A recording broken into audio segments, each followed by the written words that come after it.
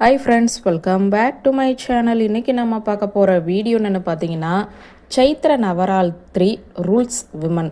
பெண்கள் மாதவிடாய் காலத்தில் நவராத்திரி விரதம் இருக்கலாமா? வாங்க இன்னைக்கு அதை பற்றி தெரிஞ்சுக்கலாம்.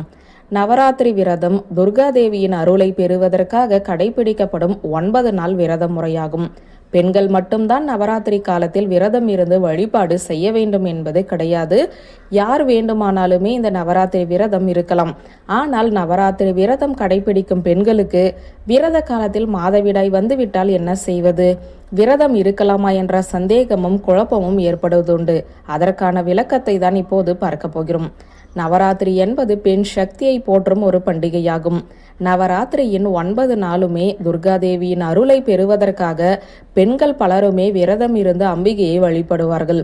ஆனால் நவராத்திரி சமயத்தில் மாதவிடாய் வந்துவிட்டால் அந்த சமயத்தில் நவராத்திரி விரதம் கடைபிடிக்கலாமா அல்லது நவராத்திரி விரதத்தை தொடரலாமா என்ற கேள்வி, சந்தேகம் பலருக்குமே வரும். நவராத்திரி காலத்தில் மாதவிடாய் வந்துவிட்டால் என்ன செய்ய வேண்டும், எப்படி விரதம் இருந்து வழிபடுவது என்பது குறித்த விவரங்களை தான் இப்போது பார்க்க போகிறோம்.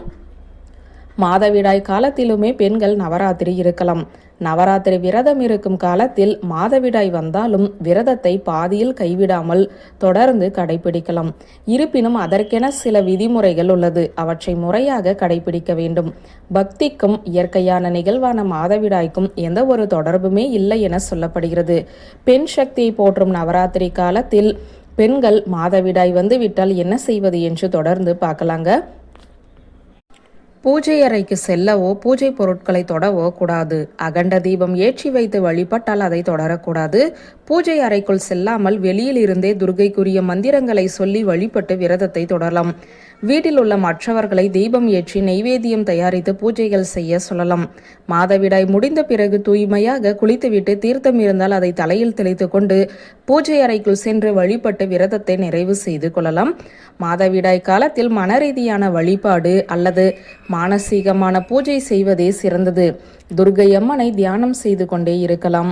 மாதவிடாய் காலத்தில் முழு உபவாசமாக விரதம் இருப்பதை தவிர்த்து பால், பழங்கள், இளநீர் போன்றவற்றை சாப்பிட்டு விரதம் இருக்கலாம். இந்து சாஸ்திரங்களின்படி பெண்கள் மாதவிடாய் காலத்தில் விரதம் இருக்கக்கூடாது என்பது குறித்து எந்த விதிமுறைகளும் குறிப்பிடவில்லை.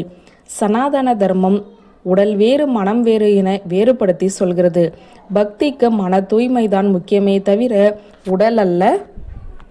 இருந்தாலுமே அறிவியல் ரீதியாக மாதவிடாய் காலத்தில் பெண்களின் உடலில் ஏற்படும் சில மாறுபாடுகளின் காரணமாக அவர்களுடைய ஆரோக்கியம் கருதியே மாதவிடாய் காலத்தில் கோவிலுக்கு செல்வது, பூஜை செய்வது ஆகியவற்றை தவிர்க்க வேண்டும் என்று சொல்லப்படுகிறது. மனம் தூய்மையானதாக இருந்தால் மாதவிடாய் காலத்திலுமே துர்கா தேவியை மனதார நினைத்து நவராத்திரி வழிபாட்டினை விதிகளுக்கு உட்பட்டு செய்யலாம். வியூவர்ஸ், இந்த வீடியோ உங்களுக்கு பிடித்திருந்த லைக், கமெண்ட், ஷேர் பண்ணுங்க. நன்றி.